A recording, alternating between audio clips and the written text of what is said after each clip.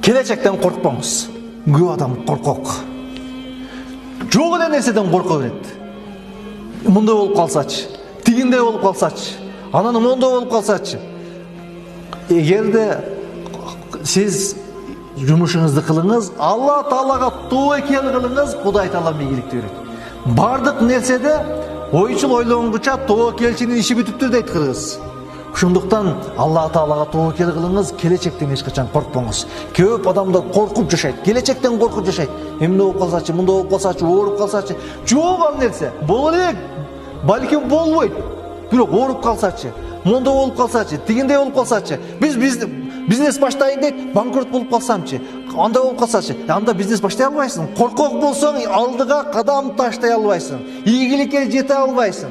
Эгерде ийгиликке жетем десеңиз, эгерде бактылуу болом десеңиз, келечектен коркпоңуз. Кудай Таалага тобокел кылыңыз.